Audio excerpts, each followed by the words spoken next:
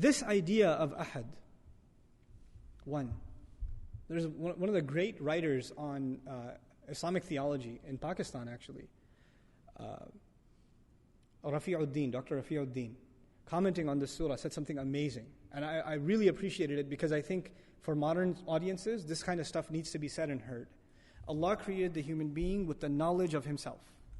The human being knew already there is this highest ideal, Allah Azza wa Jal. And not just that there is a God and He created us and now we can do whatever we want. No, He's the Rabb, He's the Master. My goal in life is to do what He wants. This is my highest ideal. My greatest accomplishment ever can be that I become His slave. That would be the greatest honor I can have. The Messenger of Allah sallallahu alaihi wasallam, his greatest honor, Subhanalladhi asra bi abdihi. He becomes abd of Allah. The slave of Allah is a great honor. That's the goal in life. And Allah pre-programmed that goal inside every single human being. But if you lose sight of that goal, it is like this, you have this thirst, this hunger inside you to fulfill that goal. Allah created you with that. But when your appetite is not filled with healthy food, what do you fill it with? If you don't get the right meal, are you going to say, I'm not going to eat at all? No. When a person is starving and there's no food of their preference, or there's no healthy food, there's even filth, barks of trees, will the human being still start chewing on that when it comes to that? They will. When you lose sight of Allah Azza wa Jal, and that no longer is your goal, then necessarily you will find a replacement. Necessarily. It is necessary to have something you aspire towards. That is the mission of your life. So the one who has found Allah, what happens to them? Inna salati wa nusuki wa mahyaya wa mamati lillahi rabbil alameen. It's very simple for them. The one who has really found Allah, their salah is for Allah, their sacrifices for Allah, their life and their death is now for Allah. The way they live, the way they eat, the way they sleep, what they want to do with their life, their long-term goals, their short-term goals, what are they going to do with their kids, why are they getting an education, where are they going to work, everything is now for Allah, that is their goal. But for the one who doesn't have that goal, they have to find another goal. And in old times there used to be idols, there used to be other religions, you find some other God. But in our times it's become far more pathetic. Far more pathetic. Now you have someone who's obsessed with their body and they're working out 18 hours a day. And their only goal in life is to just keep getting buffer and buffer. It's the only goal. Take steroid and look sharp, stay on top, keep in shape. Or there's this goal they set with their trainer. I got to do this many reps, or I got to do this many push-ups, or I got to get bench press this many pounds, etc. That's their goal.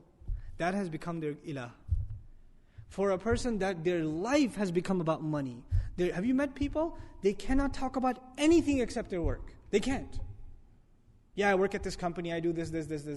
And the moment they lose their job, they become suicidal. Because that's all they ever thought about. That's all they ever did with their life. That's all they ever did. That becomes their goal. For some people, it's their children. They live for their children.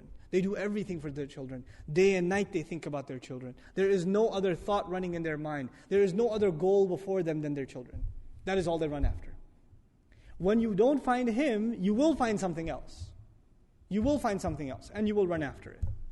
And you will give your life to it. And there is no exception among human beings. And today it could be even a slacker. And you could ask me, what about a slacker? You know those kids that play 20 hours of video games a day and don't get off the couch? Well, what is their goal? It is to entertain themselves. It is to fry their brain cells behind a screen. That is their ultimate goal. That is what they want to reach. And they're working hard to attain it every day. Right? That's what it becomes. These are the psychological implications of understanding Tawheed. It is easy to say Allah is one. But is He one in my life? Is He the one for me? Or do I have some other one that I'm running after? Or some other thing that I put before myself? Allah asked this question rhetorically. He says, مَا غَرَّكَ رَبِّكَ الْكَرِيمِ. What deluded you from your gracious Master? What was so important to you that you ran after, that you couldn't come after this? Subhanallah. Subhanallah. So when He uses this word, Huwallahu Ahad, its psychological implications, its implications on our attitude towards Allah, and how we think about our life completely changes. Now there is nothing more important to me than making Him happy.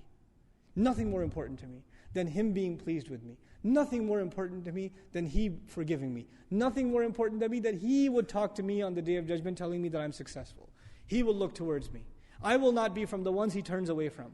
وَلَا يُكَلِّمُهُمُ اللَّهُ يَوْمَ الْقِيَامَةِ. Allah will not talk to them on the Day of Judgment. May Allah not make us from those people. These are some of the psychological implications of just internalizing ahad. Ahad. Just that word. What Allah is saying, this is who Allah is. This is what He's supposed to do. And I want to conclude, because it's time for salah, with the following.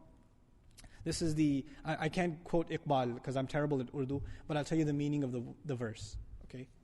Though I like the verse myself. It's poetry. But he says what used to be, he's talking about, it's a poem about Tawheed. It's a poem about Tawheed. And he says what used to be something that burned in the hearts of men, is now a subject of abstract philosophical debate. That's what he says. Now what is Tawheed to us today? Debates, discussions, abstract discussions in theology that have no end to them. No end to them. But what it used to be was something that burned inside the hearts. Am I fulfilling the rights of ahad yet?